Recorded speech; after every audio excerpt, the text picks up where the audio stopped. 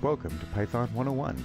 Over this 8-week project-centered course, you're going to learn the basics of Python, especially as it pertains to building tools inside of Maya. We'll start out with the basics by learning variables, loops, conditions, syntax, operations, dictionaries, and indexes before moving on to more advanced topics like functions, classes, and inheritance.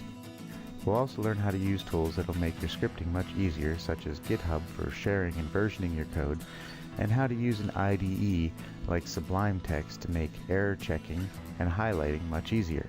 This course will take you through the creation of a simple rigging tool capable of generating an arm rig.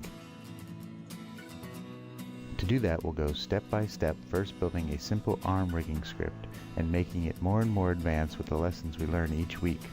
We'll also dive into how to create Maya UI and how to set up preferences for Maya using usersetup.py and a startup file.